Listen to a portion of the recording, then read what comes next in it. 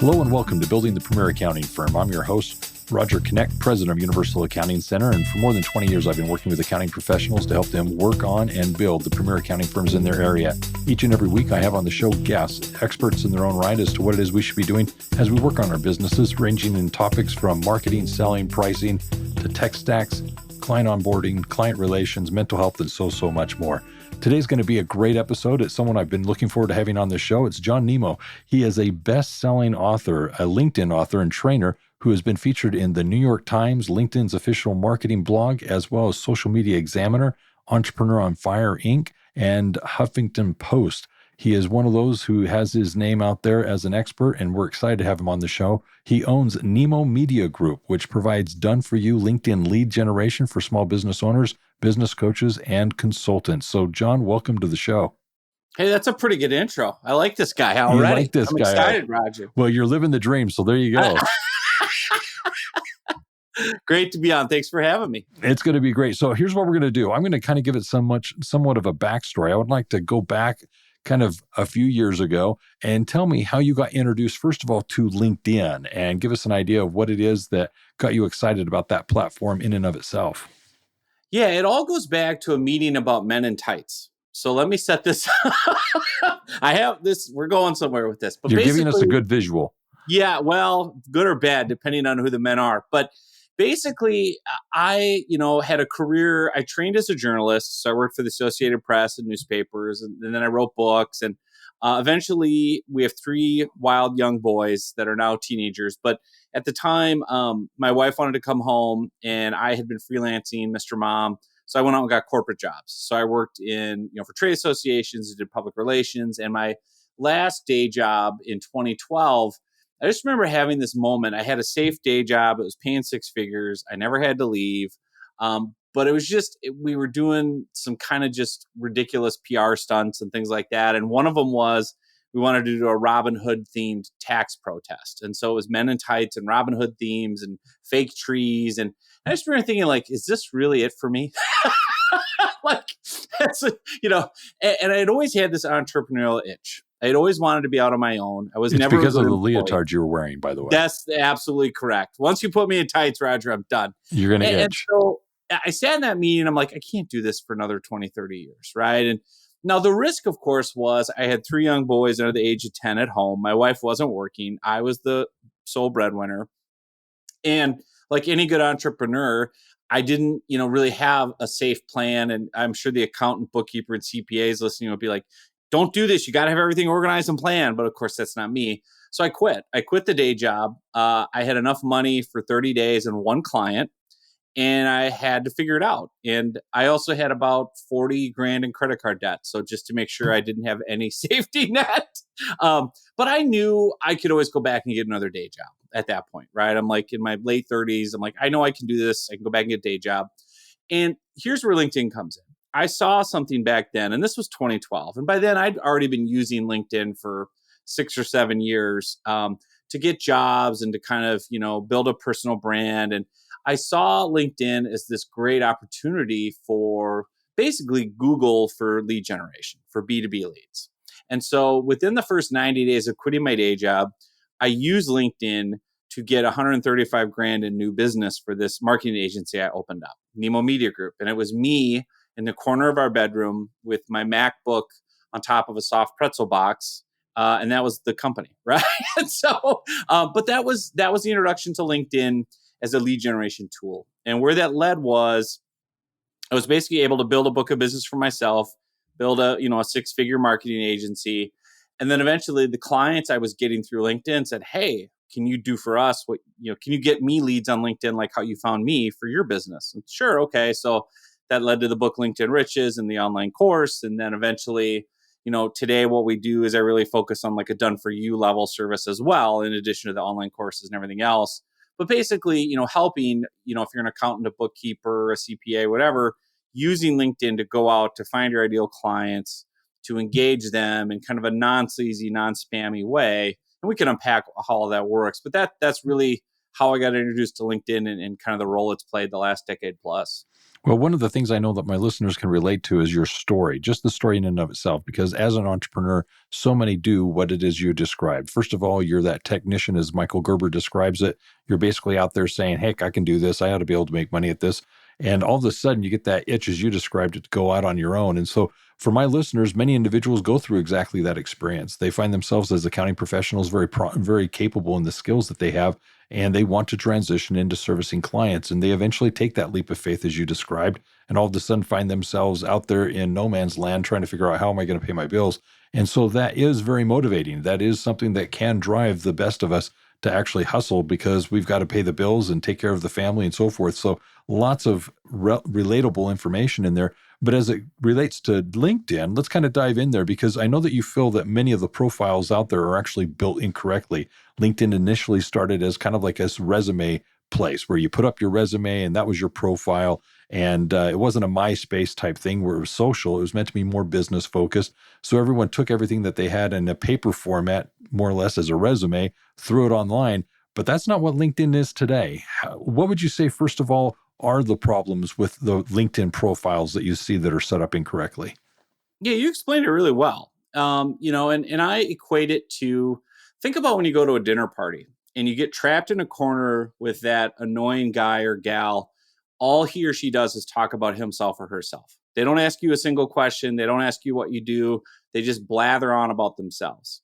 And I see so many LinkedIn profiles that are set up that way, right? Like it's a resume. You write about yourself in the third person. You talk about your accolades and titles and letters after your name. And what I learned early on is literally no one cares. Like your mom might care because she's obligated by motherhood. Your dog might care because they love you, not a cat. Cats are manipulative creatures, Roger. They will not, don't trust the cats. Dogs love you no matter what. But anyway, I learned early on the big flip for me and that I do for clients is making your LinkedIn profile what I call more client facing. So instead of having it be a resume and what LinkedIn originally was, you need to really make it about who your clients are and the problems that you solve for them. And so let me give you a couple like practical examples so people can actually do this in real time. Pull up your LinkedIn profile. If you look at the first thing under your name, it's your LinkedIn professional headline. Most people's LinkedIn headline will say something like John Nemo, CEO, Nemo Media Group. Most people have their job title, their company name. Maybe they put some letters in there if they have certifications. Again, no one cares. And what I learned early on was I had one client who at the time was a debt collector. I had spent time 2 years working for a trade association for debt collectors. So I knew the industry inside and out, and I knew the learning curve. And I also realized, man, if I'm helping this guy and he's willing to give me money, I bet there's other debt collectors I could do marketing for. So I niched my whole profile to a target audience. And I made that LinkedIn headline the service I provide for a target audience. So for anyone out there listening, my profile at the time said, marketing services for debt collectors. Instead of John Nemo, CEO, Nemo Media Group, it was marketing and lead gen services for debt collectors.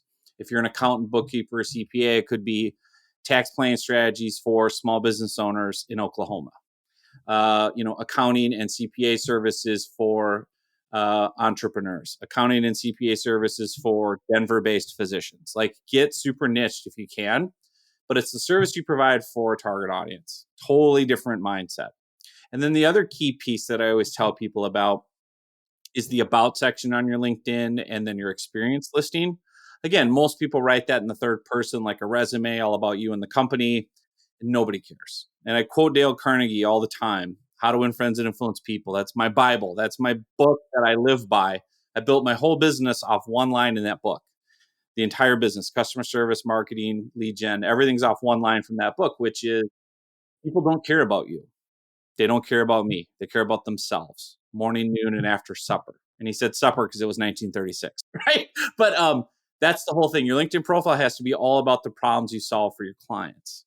So let me give a couple other practical tips and then we can dive into more. But for your about section, instead of writing it in the third person like a resume, here's the first line that you can use. What I do, all capital letters, so it stands out. What I do, I help insert a target audience get 2 to 3 benefits they want by providing, list your services. So if you're an accountant, bookkeeper, CPA, I have a good example, Catherine Bishop, a client of mine. It says, what I do, I help contractors in the construction industry boost their profits, improve cash flow, and run a tighter financial ship by using 20 years of experience as a CPA doing accounting, bookkeeping, and controller services. So the idea is what I do, I help these niche audiences get these benefits they want by providing a service. And then I have a whole template for that, like what makes me unique, what clients say, services I provide.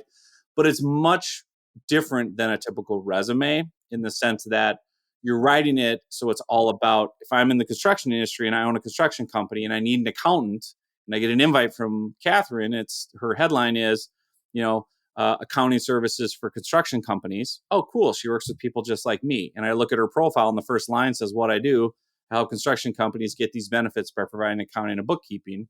I'm interested. I'll talk to her. And that's where you have to start with LinkedIn.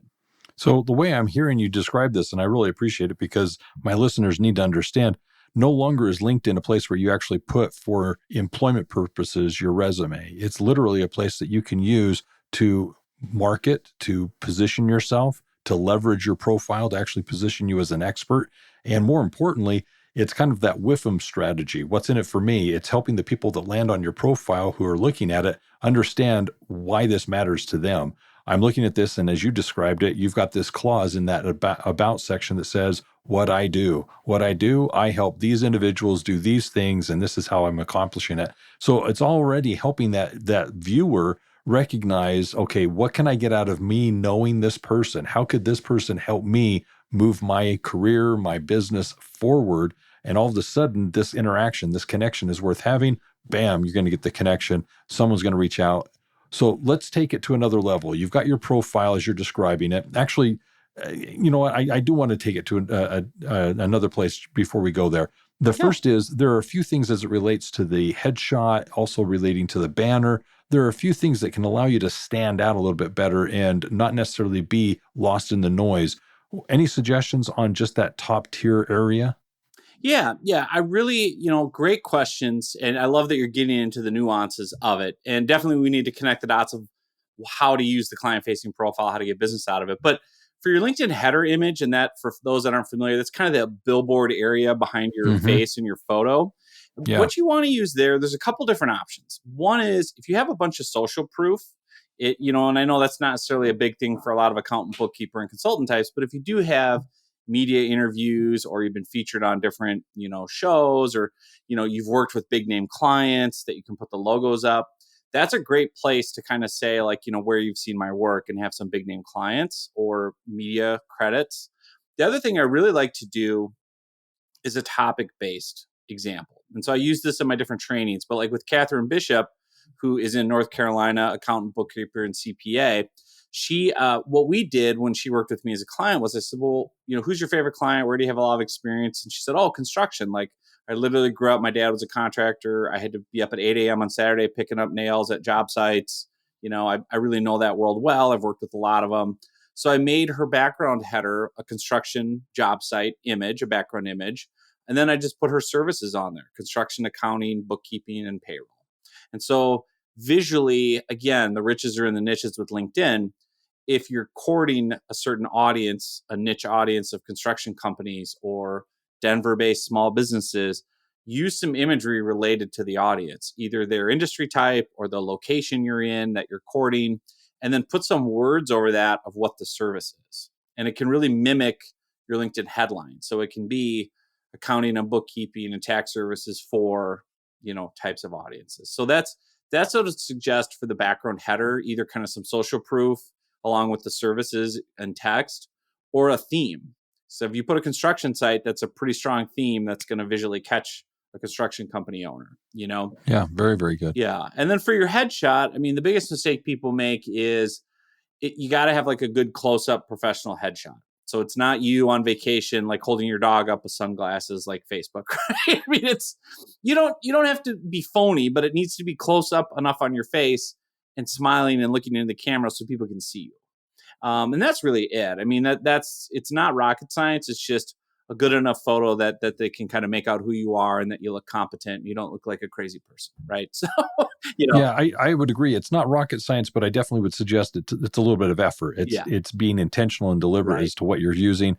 And you can put a little bit of money behind a photo shoot and so forth to get the right image, but it is going to reflect what kind of information you have because it sets the stage for everything that's below. Exactly. So let's go to where you were going and kind of see what is it that we can use LinkedIn as a way of leveraging our services and positioning ourselves.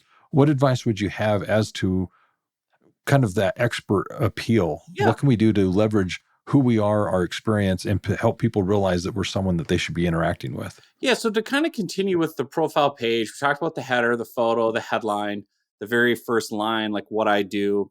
And then I have a whole template and we'll link to it in the show notes. But basically, it's kind of a fill in the blank. Remember Wacky Mad Libs from the 1980s? Like I used to do that on car rides with my sisters. This was, I grew up in the 80s, child of the 80s, wearing my tube socks, going to the arcade with quarters. And like we had to do something in the car. So you'd fill in the blank, these Wacky Mad Libs books. And basically you want to fill in the blank, and the template that I use is for your about section and your experience section. And you're going to have sections that'll say things like what I do, and we talked about that sentence, who I work with, and then you can do like a bullet list of the types of people, construction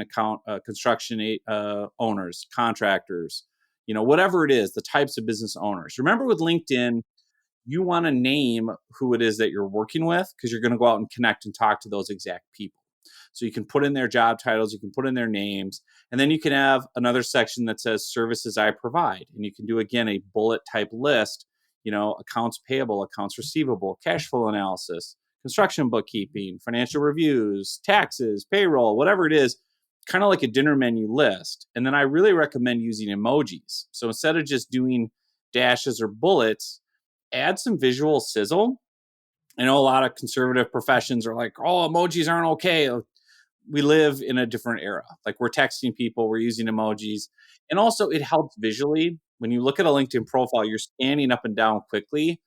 What's going to catch your attention is all capital letters. So what I do, who I work with, services I provide, things like that. And then some emojis that will pop out. And you can find emojis related to, profit and loss statement. And you can get one with like the little, bar graph of, profits going up and down. And so that's really what you want to have in there. And you can have things like what makes me unique and have that as a little statement, and then say, because I grew up in the construction industry and started on job sites and have spent 20 years as a controller inside a construction company before going out on my own, I have a unique industry understanding, or whatever it is that makes you unique, right?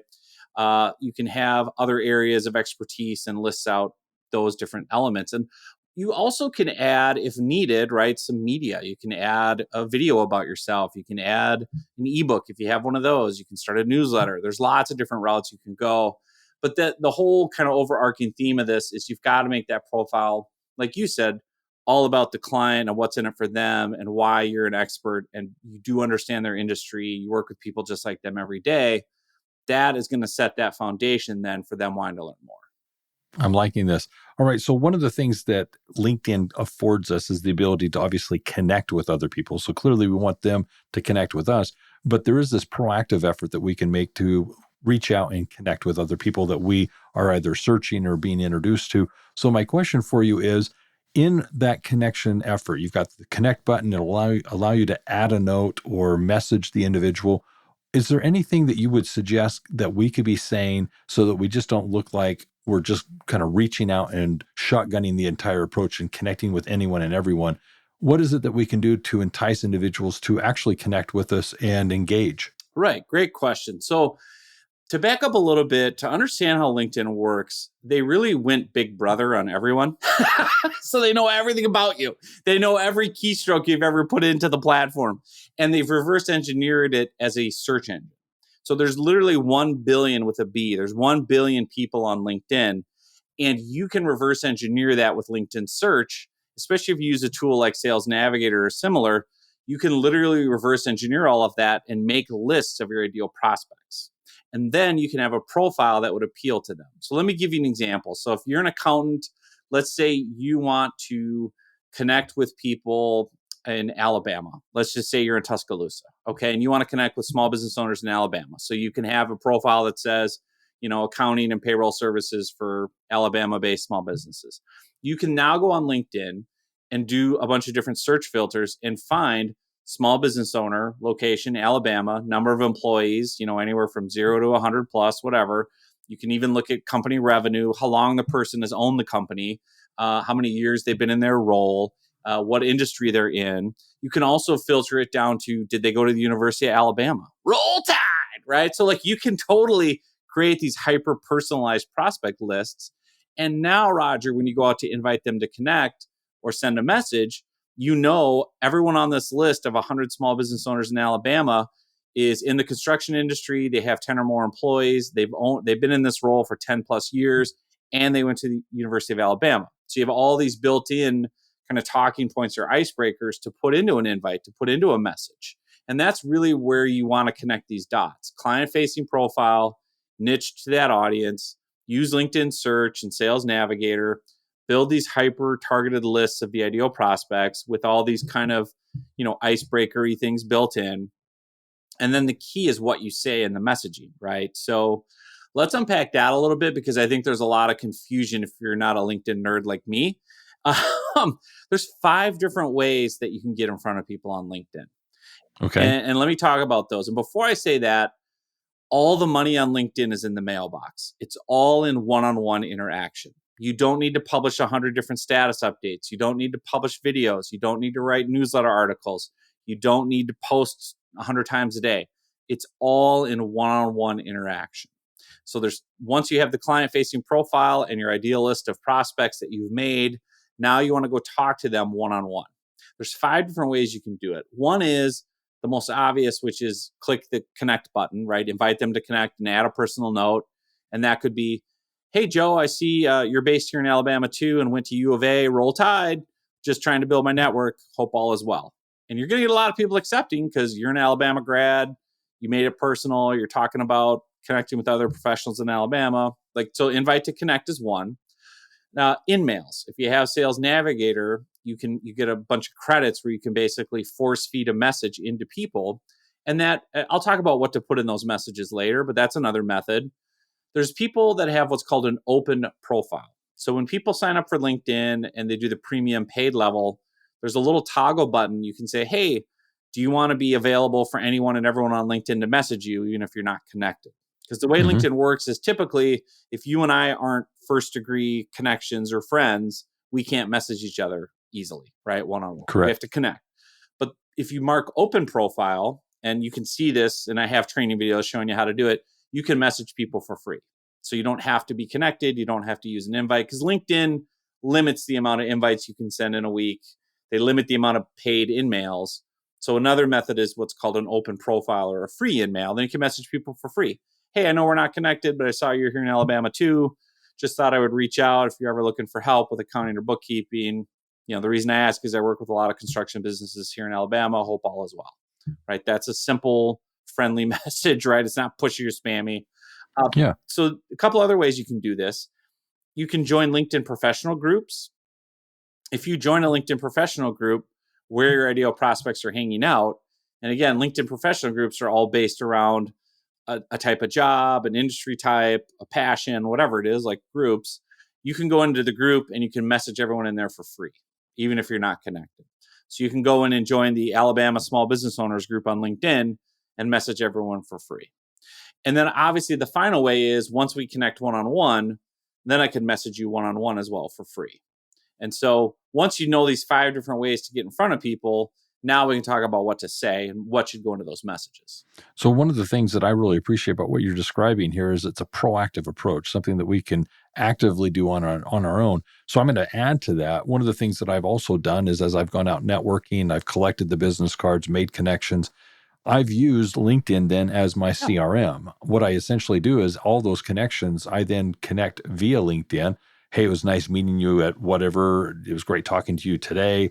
And by those messages, I'm able to literally make note of what it is I'm doing so that if I went back to that person in LinkedIn, that message is archived and I can see that thread of essentially what interactions I'm having with that person over the months, over the years, and so forth. So I can initially see when it was I connected with them, where it was. I can make note of the conversation because here's what's funny. When I message them, I just basically do a summary of what it was that we discussed, and it appears as if it's for them, but it's honestly for me. Hey, it was great talking to you today at X and X restaurant. I enjoyed our conversation about. I look forward to seeing you at. Well, the point is they're thinking it's me recapping our conversation, and they're able to remember, oh, okay, that's who that was that I spoke with. But it's honestly 6 months from now, my note to myself of what it was that I had spoken to this person about and where it was I met them. So LinkedIn to me becomes that CRM of all of these contacts, basically because in the messages, I have an archive of who it is, where I met them, what we discussed, what we have in common, and I'm able to build on that over the years. Any thoughts to that? Yeah, I think it's genius. Yeah. I mean, I think context for conversation is everything. And you're correct. In a one-on-one LinkedIn exchange, it saves. It's like a thread. It's like an old text message. You can scroll back up and see what you said 5 years ago. So that's right. If you use it well, I also use it to insert personal notes. So, for example, I tell a great story about how I early on in 2012, I got a $10,000 client in 60 seconds. And people are like, what? Huh? Tell me the story. And so one of the things I did on LinkedIn, and I used the messaging like you're talking about to do this, is I was obviously courting debt collectors. So I had the whole, client-facing profile, marketing for debt collection agencies. And, what I do, I help debt collectors get these benefits. And so I was reaching out on LinkedIn, connecting with debt collectors. And as I mentioned earlier, with all the search filters, I could see, yes, they own a debt collection agency, the part of the country they're in, et cetera. And then I would also look for icebreaker ideas. And so this one guy I saw attended the University of Pittsburgh. And I thought, oh, okay. And he even had the years he went there, 1984 to 1988. And I thought, oh, okay, wow. Well, what do I know about the University of Pittsburgh in the 1980s? I'm a huge sports fan. So I immediately went to what I remember about Pitt in the 80s. I remember Dan Marino played football there, the NFL legend. And then I remember they had a really good basketball team in the mid 1980s. So while this guy was a student. And there's this famous play, you can Google it, Send It in Jerome. And it was this play where they were on national TV, Pittsburgh's basketball team playing somebody, and a guy named Jerome Lane went up for a dunk, and he dunked the ball so hard it shattered the glass backboard. And Bill Rafferty, the announcer, he's still around today, uttered this iconic phrase, "Send it in, Jerome, send it in," right? And the glass shattered and the crowd went crazy. And I remember watching it on TV as, a teenager in the 80s, and I thought, well, let me just connect the dots here. This guy was a student at Pitt during that era. He probably remembers it. So I messaged him on LinkedIn to remind myself, hey, if I end up sparking anything with this guy, I'll mention Send It in Jerome and Pitt. Well, I sent that message, and because of the real-time nature of LinkedIn, in 60 seconds, he writes back, I was at the game. All of a sudden, it's like I can hear the Bruce Springsteen song Glory Days playing in his head. He's back at Pitt as a college kid. He remembers the dunk, and that got him curious. And so then he looked at my profile, which was all about how I help debt collectors. He said, wow, thanks for reaching out. I'd love to talk to you. It looks like you provide exactly what we need. Let's have a call tomorrow. Had a call the next day, closed a $10,000 deal. And I remember, when I was auditing my clients at the end of that year, I asked this guy, like, what really won you over? Was it my website or my marketing stuff? He's like, no, man, it was Send It in Jerome. He's like, I knew if you could be that personalized in your outreach to me and that creative, that you could help us with our marketing, being outside the box. And so it also, he's like, I kept telling everyone at the office, oh yeah, you're going to meet our new vendor, Nemo. He's the Send It in Jerome guy. And it was a fun thing. And to your point, I use LinkedIn as kind of that CRM to be like, well, I'm going to drop this in here because I see on his profile about that, because that's a great way to follow up with prospects. Mm-hmm. Those personal ideas of, hey, I see your favorite team played on this weekend. Congrats on the win. Like, you don't even have to mention the proposal you have. Just mention something personal, or, you notice they say they volunteered in an animal shelter. Send them, a photo of your dog, and just remind yourself, like, these are excuses and reasons to follow up that don't have pressure attached. You're just kind of making friends and bantering. And that LinkedIn's a great place to do that because you can see the conversations and remember, oh yeah, this is the person who was a big Chicago Bears fan. Okay. You can insert little GIFs and emojis and funny things too, right in the messaging. LinkedIn wants those one-on-one messages to be like how you text with friends. You can do animated GIFs, you can do selfie videos, audio messages. You can really personalize it. And again, at the end of the day, that's what really works on LinkedIn is a personal, authentic connection, because everyone else is getting spammed. Everyone else's inbox is, hi, Roger, I'd like to present you with an opportunity. When do you have 15 minutes available to review this software? And you're like, who are you? I didn't ask for this. I don't need it. Go away. As opposed to like, hey, Roger, I see you're from this place and went to this school. That's so cool. I'm a graduate too. Would love to connect. And I noticed you're a big fan of this. good luck to your team. And then all of a sudden you're like, well, that makes you a little more memorable. Okay, I'll stick with you and follow up, and I'll banter about my favorite thing on earth, which is 1980s jokes or whatever, right? And it's just enough. You got to make yourself memorable. And that's the beauty of LinkedIn and that one-on-one kind of personalized engagement, because the person's profile gives you everything you need. The thing I like about what you're describing here is the fact that this is very professional in the sense that that's what LinkedIn is. It's business oriented, but you're bringing in so much of this personable nature that you're meeting people first and foremost where they are, which is that of being a person. And that makes it a lot more approachable. So I like that, because I've received the other messages where it's just this straight, it's from the get-go, here's what my offer is. Are you interested? Do you need this? And there's just been no connection that's built. It goes back to the traditional sales approach. You first start with rapport. Nobody cares how much you know until they know how much you care. And with that being said, you got Dale Carnegie. Dale Carnegie, one of the things that I remember most from him is the most valuable thing for a person is their name. They just want to hear themselves. They just want to talk about them. And so I liked how you started with that as well. So because of the 1980s stuff, I know that you bring this up. Why does Vanilla Ice hold the secret to being the most successful on LinkedIn? I mean, Vanilla Ice of all things. Come on, let's talk about this. Ice, baby. You remember him, one hit wonder. I mean, he was all the rage in the late 80s, early 90s.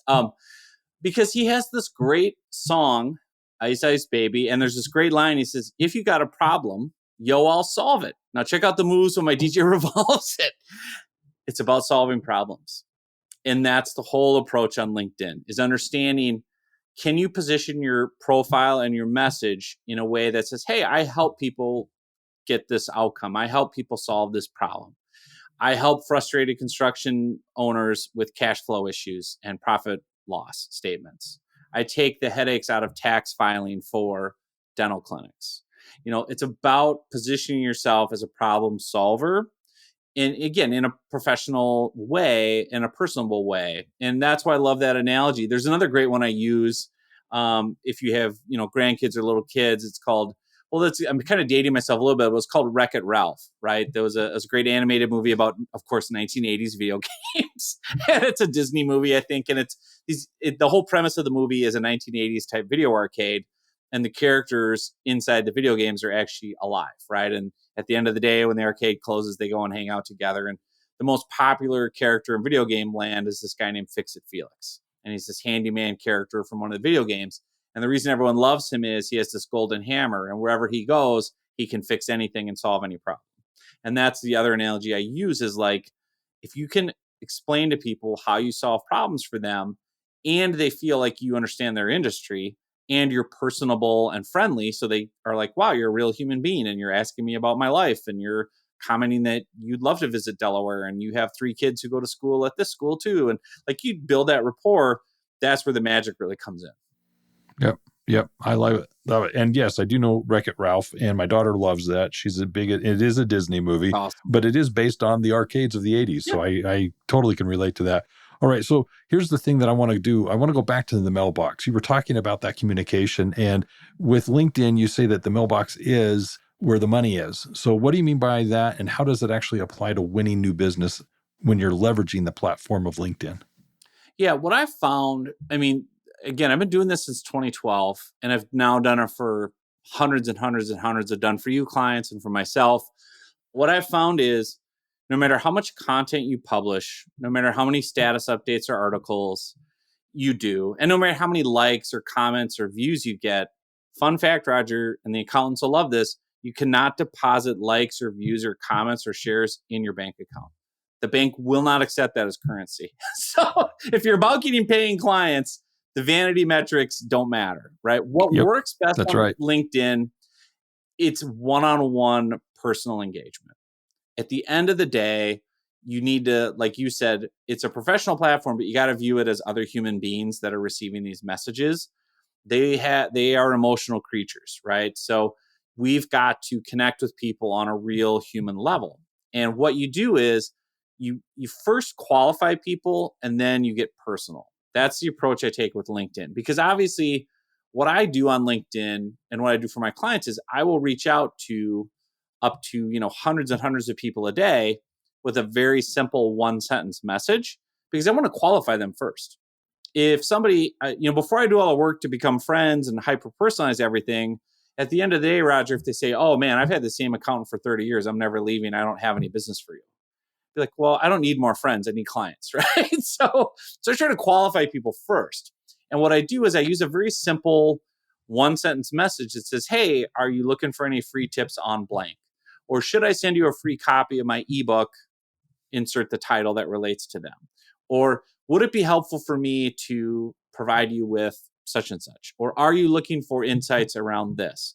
Is this an area that's challenging for you? And what I found is hyper short LinkedIn messages, like literally 1 to 2 sentences as the first kind of cold outreach, work really well. So for example, I might reach out to an accountant, bookkeeper, or CPA and say, hey, Sally, would you be interested in a case study I put together on how a North Carolina-based accountant was able to generate da-da-da-da? Would that be helpful? And then they can be like, yeah, sure, send it over. I'm looking for new clients. Or, hey, Sally, would it be helpful for you if I sent over my best tips on how accountants can leverage LinkedIn to get more clients? And you're basically offering something of value first. So I'm big on that. Like, don't just ask for time. Don't ask for attention. Just say, would you be interested in this free resource that, oh, by the way, is hyper niche to you and one of your biggest problems? Should I send that over? Would you like to see that? And if they say yes, then I send the resource and I personalize the follow-up. Now it's worth it for me knowing that Sally's interested in the topic and wants help solving a problem. Now I'm going to take the time to look at her profile and go, oh, and by the way, I see you live in North Carolina. Are you a Tar Heels fan? I see you went to, da-da-da-da-da, and you volunteer here and there. That's so cool. By the way, let me know what you think of the ebook. And so it works really well because you're not doing that hyper personal thing for 100 people a day. You're just doing it for 5 or 10 a day that are also interested in your topic and also have a need. Now, the key for you when you're offering something is you want to put across, if it's a piece of content, something that demonstrates expertise or shows value. So it could be a case study, it could be an ebook, it could be a video, it could be a series of tips. But the key is, especially for accountants, bookkeepers, and CPAs, I think about what your ideal prospect wants. None of them are waking up going, I want to really dig in deep to finances today. Nobody is, right? You know what hurts most business owners is, I got crushed on taxes. I got issues with profit margins. I don't have enough cash. So you got to talk to them in that language. So you can write to a prospect, if you're an accountant or bookkeeper, and say, hey, just wondering, are you running into any challenges right now with cash flow, or, feel like you're overpaying on taxes? If so, happy to send you a quick walkthrough I put together of how I help business owners, construction companies like yours, alleviate that. There's some really good tips. Would you like to see that? Yeah, sure. And then if you can send them that and demonstrate expertise, they're going to want to switch to you. Because I'm that business owner where I get crushed on taxes and I need a new accountant. Who do I find? I don't know who to find. Oh, that guy shared some good tips my accountant never shared. I want to learn from him. And that's, one of our CPAs that's doing really well right now, a guy named Matthew Schlanger. He's got a, LinkedIn newsletter we started for him called Tax Tips. And it's like tax tips and financial tips that your average CPA doesn't tell you. And it's his best stuff. And he's giving it away for free. How can you give away your best strategies for free? Don't do that. It's like, well, no, how else do you demonstrate expertise? Because the reality is, I can read all your tax tips. I don't want to do my taxes. I'll just hire you to do them. But I want to hire the best person who knows the most and has the best insights. And I want to hire someone who's telling me stuff my normal person didn't.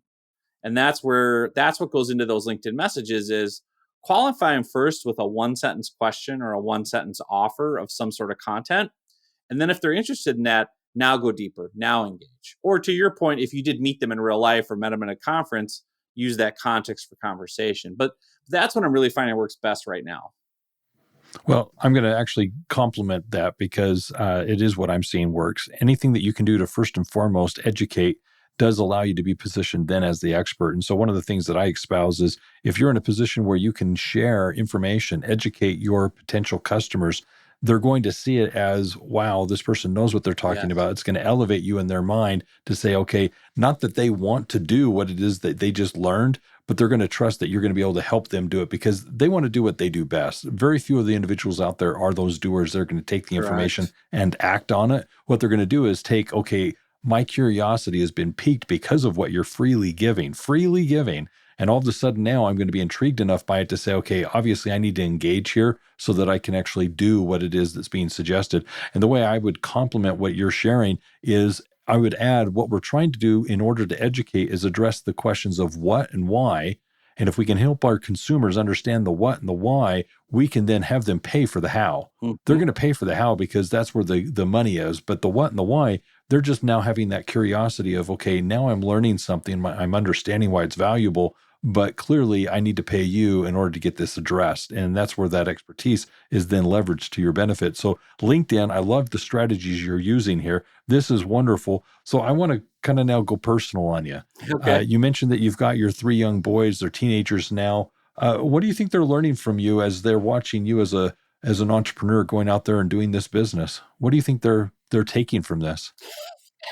A great story. So my 15-year-old walked in. I was wearing I'm a huge fan of the TV show The Simpsons. And so I was wearing my Duff Beer pajamas. If you know The Simpsons, you know Duff Beer.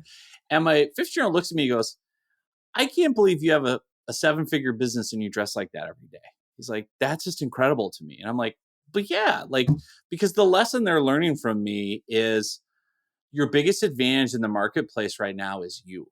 It's your personal story. It's your personality. It's your communication style. It's your authenticity.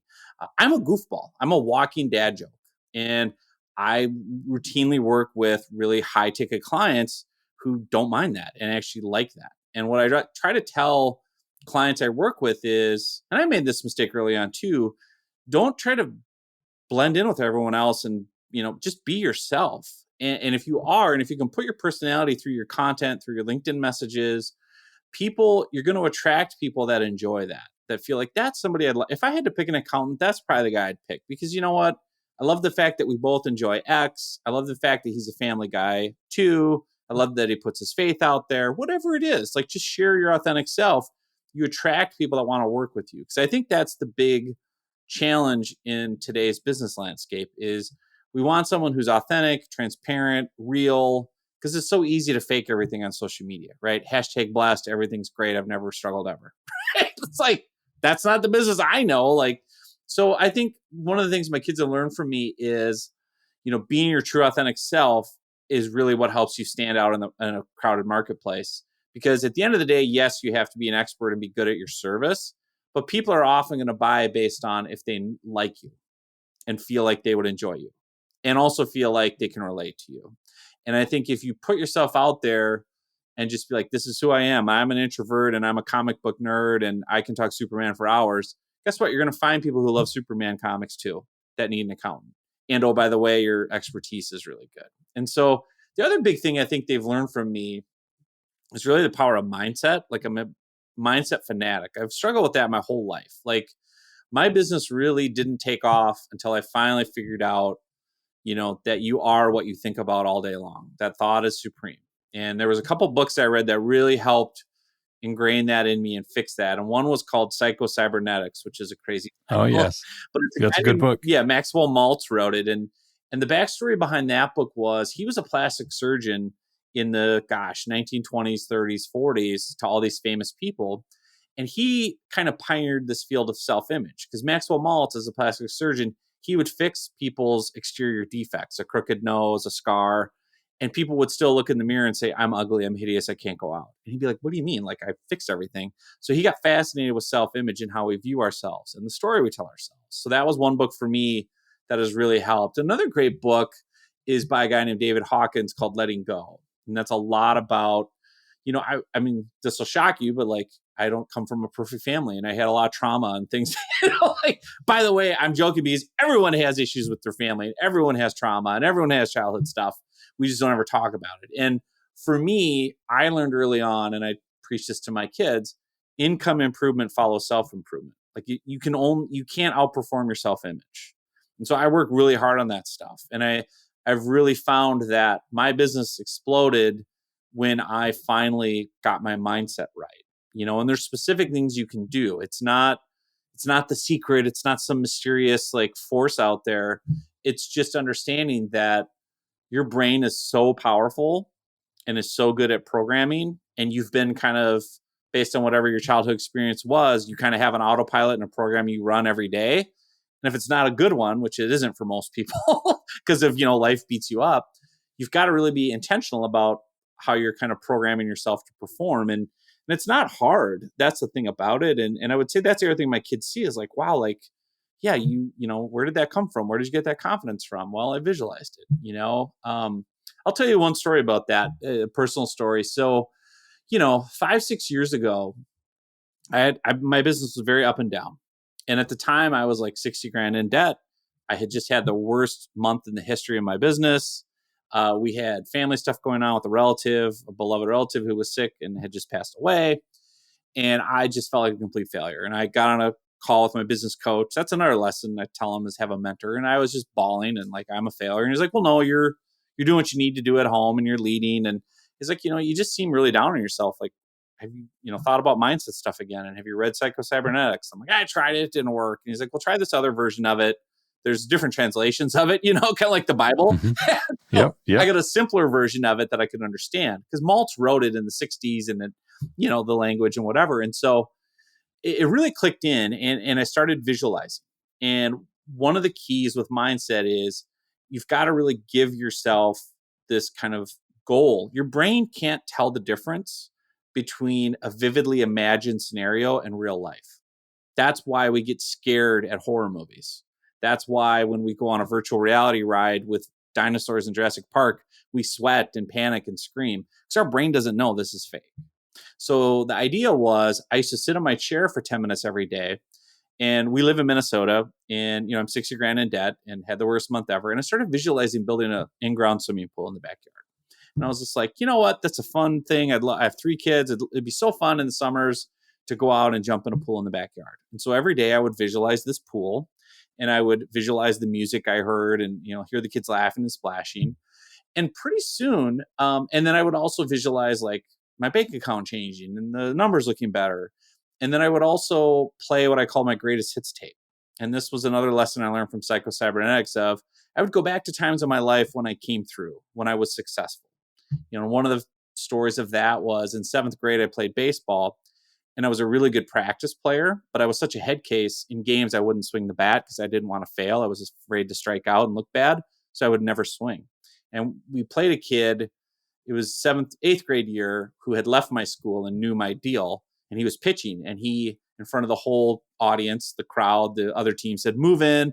This guy's a bad word. He's scared to hit the ball. He called me a bad name. He called me a wimp in other terms. And he's scared to hit. And everyone started laughing. And I remember it's like a movie, like tears coming down my eyes.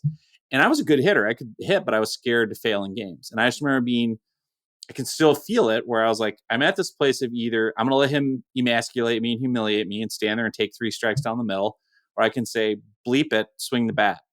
And I, in that moment, swung the bat and I could still feel it and get all excited. I hit a double down the line.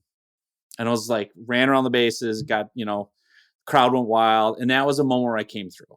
And it was like, I overcame fear. I overcame doubt. I took my shot. So I would replay that story and other greatest hits of winning an award or a time I, had success or whatever. And pretty soon, putting that programming in my mind every day, that daydream, that visualizing, all of a sudden I started acting differently. And here, I'll give you a concrete example. What I used to do when a lead would come in on email is I would passively email them back, and I wouldn't like push or anything. I'd just, see if they want to work with me. Now, all of a sudden, when an email came in from a lead and everyone has their phone number and their email signature, I would literally call them the second the email came in and said, hey, it's John Nemo. I saw you just emailed me about LinkedIn lead gen. This is probably a good time to talk. It looks like you've just been on my website. Wow, that was fast. Yeah, sure. I'd love to talk to you. Yeah, I was really impressed. I'm in the moment right now looking at all your stuff. And I would start closing deals. That was totally different behavior. All of a sudden I had confidence. And what happened was in 1 month, I tripled my revenue, started digging out of the debt. And within the year, we had a pool in our backyard. And I love it. I told my boys, I'm like, I built that pool in my head long before it ever showed up in the backyard. Because when I started building that pool, we were 60 grand in debt and I had the worst month in the history of my business. And there's no rational reason to think I could do it ever. And I said, but it's all mindset. And I started pumping myself up every morning with these things. And then I just started acting differently because as Maxwell Maltz says in his book, your body's just like taking commands. It's like, it's going to act out whatever you give it in the program. And my Yeah. autopilot, my default is love is conditional. I'm not good enough. I'm a failure, shame, whatever from childhood trauma. And I'll act that way and be passive. And then if you program yourself differently, you act confident and you just take your shot and you're not afraid. And people, by the way, respond to confidence. And if you seem confident and self-assured, they're going to respond to that. And if you jump on things and call someone the second they email you, they're impressed. And that's different. And you're paying attention to them and you're going Dale Carnegie on them. And that's really, some of what changed it for me. And hopefully the lessons my kids get, which is, last thing I'll say, I know we got to wrap up, is like, we live in the greatest era in human history to do whatever the heck it is you want. Like, so if you're listening and you're like, oh, maybe I should start a business. Like, what are you waiting for? You have your own TV station with YouTube. You have your own radio station with podcasts. You can reach anyone in the world with LinkedIn. Like, it's so much easier than it would have been in the 80s. Like, the tools make it easier than ever to create content and get in front of people. I think where most of us struggle, Roger, is still mindset, right? And belief. And if you can get that piece figured out, I think the sky's the limit. I'm really grateful that you actually shared a lot of that information, simply because I completely agree with you about mindset. I just finished a few weeks ago a vision board activity with a number of business owners where we were actually doing vision boards. It's something I do annually, and it's something I truly believe in because it allows you to manifest what it is you're working on. And, you're right about the visualization. The mind, it really takes a lot to come up with let's say, a list or a mantra that you're going to actually verbally communicate to yourself. But it's another thing to then visualize it, to put it in a visual context. I firmly believe that the picture is worth 1,000 words. Your mind can do so much more with that. And the clarity that it brings just accelerates the idea of you're becoming successful. And so there's a lot that can be said about that. So I know that time is passing us here, but I have to ask, you brought up faith earlier. I'm going to bring up gratitude. How has gratitude and faith helped you in this entire journey? Yeah, I mean, I think obviously my faith, I'm a big Jesus guy. That's my guy. That's my hero. Not religion. I hate religion. I grew up in a religion that just drove me away from Jesus. But gratitude in the sense, the other big thing I would say that gives me a lot of gratitude is like, I'm alive. Like, my dad died of cancer when I was 17. He had cancer from the time I was 7 until 17, which was another traumatic part of my life of he was always sick. And then he dropped dead when I was 17. And I remember that's part of where I get the whole attitude of like, what's the worst thing that can happen? Your business fails. Okay. You're still alive. You know what I mean? Like, there's that gratitude of like, it's really not life and death. I lived that as a kid. And like, I think that's important for people. Like, and that's one thing with my kids. I'm like, you're not maybe as driven as me because you didn't have the trauma and then you didn't have the whole like life-changing stuff. So I said, I'm going to fake my death. And that'll get you in gear. Then you'll do your homework. But I think gratitude, the fact that I am wearing my Duff pajamas most days and getting to work. And when I do have my bad days, my wife will remind me of my worst day jobs. And she'll say, well, it's still not as bad as that day job, is it? And I'm like, you're right. What am I complaining about? I'm at home. I'm in my pajamas. I'm making a living. I'm feeding my family. And I think that's, again, it's mindset and perspective and faith for sure too. And just knowing that, yeah, if income improvement follows self-improvement, and for me, a big part of self-improvement is Jesus and just all that I need there with the healing and everything else.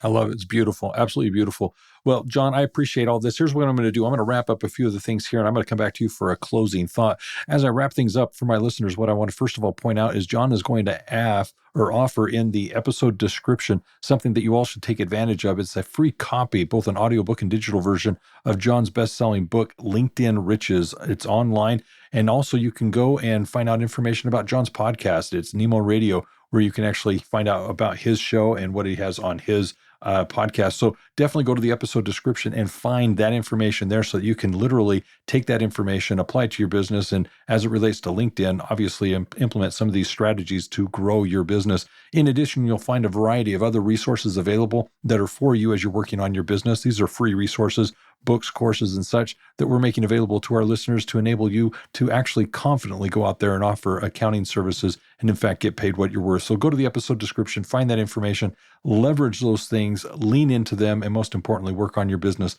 Now, as it relates to this conversation, as a summary, there are a few things I wanted to point out. Clearly, the story that he shared at the beginning of him years ago with that six-figure position, walking away from that job with one client in hand to go out there and now provide for his family, take care of his wife and his three children. I think we can all relate to that, because as entrepreneurs, there's oftentimes that moment of faith where you just take that step into the abyss. You don't know where it's going to go, and you're going to basically say, okay, now's the time, I'm all in. And as an entrepreneur, you go in and start your business. And I think that was a story that many of us can relate to. The other part of it was the value of the LinkedIn profile. I think a lot of us just underutilize LinkedIn as it's designed. It's a platform that we can use not only to position ourselves as experts, not only to freely give out to the community and help our clientele, but most importantly, find those people that can be eventually clients of ours. And there are a number of strategies that we can be utilizing that I encourage us to consider doing. So definitely that stood out to me. The other thing that I really appreciated and liked was his value of just being genuine and authentic. He's got a kind of a positive aura about him, this energy that I think is contagious, and it draws individuals in. I like the fact that he leans into being himself. And one of the things that John really does is he just plays that persona very comfortably. He's just jolly. He's just good. He's fun. And the dad joke comment that he made earlier, he's just trying to be fun and be lighthearted as it relates to business, but at the same time serious as he's growing his business and helping others. The one other thing that I'd like to point out is the fact of both the mindset, the faith. I really do feel that a lot of us with our mindsets can be our worst enemies. We can be the ones that self-sabotage and unfortunately become our worst detractors. And one of the things that I'd really like to point out is how he emphasized that it was a conscious effort. The book Cybernetics is a great book. It's one I've read a few times. And it is more cerebral in the sense that it is at that psychology level. So it is a little bit deep, but at the same time, it really gets into the science of what's going on in your mind as it relates to the decisions, your thoughts, how it impacts your attitude, your being, your persona. And I think that's powerful. And there are a number of other books out there that you can read that are in that same light, but that definitely is, I think, the backbone of a lot of those. And so I do believe in just basically having an attitude of gratitude, having an abundance mindset, having that idea of you are deserving of success, and all those things feed into being successful. So I really enjoyed that part of the conversation. So with all that being said, I'm going to ask for a closing thought. But before I do that, I'm going to invite everyone listening, if you haven't already connected with either John or myself on LinkedIn, now is the time to do so. Go ahead, reach out to us. And in your connection, whether in the note or in the messaging, mention that you heard this podcast. Just allude to it and just give a quick shout out to this conversation. And we're going to be happy to connect with you. But John, what is your closing thought? Well, I'm going to go back to our guy, Dale Carnegie, that all of what we talked about today for any business owner in any niche is really, it's not about you, right? It's about the client, making it all about them and the problems you solve. And I think I would say the other big thing that I've seen working with a lot of accountants, bookkeepers, CPAs, tax professionals, is it's very hard for them to put into layman terms so a normal knucklehead like me, a business owner like me, can understand. And that's probably the biggest challenge they run into. And I've got resources for that too, but try to be ultra simple. Try to be super simple, dumb it down, make your messaging so clear that a 10-year-old can understand it. I help business owners with this problem. Don't get into your 17-page Excel spreadsheet of all the formulas you use. You'll lose me, right? But if you can keep it simple and high level enough, and then when you get into the weeds, show them that's really where it's at. And so I would say that probably my biggest takeaway is keep it simple, keep it about the client. And if you can flip things around that way on LinkedIn, you're going to see a lot of success. Love it, John. Wonderful advice. I appreciate the insights. So for my listeners, if you haven't already, definitely subscribe to the podcast. We'd love to have you subscribe, set your notifications so you can get notified each and every week when we come up with a new episode to help you work on your business. As it relates to this episode and others, we do have at universalaccounting.com a number of highlights or playlists that you can dive into. It's basically collections of various topics that we have put together to help you as the listener identify those things that you need to work on in your business that you can go focus on and basically binge listen. So go to the episode, go to universalaccounting.com, and in the podcast section, look for the highlights, and there you'll see the playlist. So definitely go take advantage of those. In regards to GrowCon, for those of you who do not know, this is an event for all the owners of bookkeeping, accounting, and tax businesses. It's a must-attend event. I expect to see you there Definitely register if you haven't already. And we look forward to actually visiting with you and hearing from the experts on the stage at the conference so that we can actually see what it is we can be doing to work on our business. It's here you also actually meet with your peers, those individuals that you can collaborate with, work with, be inspired by, and at the same time build some friendships. And then lastly, it's those ideas of actually coming and meeting the team here at Universal Accounting that's committed to your success so that you can be in business for yourself, but not by yourself with Universal Accounting. Also, you'll want to attend and participate because we're going to have a wonderful gala that evening on Monday when we actually get together and celebrate the successes of the many people in attendance as to what they've done as they've worked on and built their businesses. The other thing I want to mention is if you have information about this or any other conversations that we've had that you'd like to discuss and apply in your business, feel free to reach out to us at Universal Accounting. You can do so by going to universalaccountingschool.com, or you can give us a phone call. You can reach us at 801-265-3777. And always remember this, accounting success is universal. Do take care, be safe out there, and always be safe.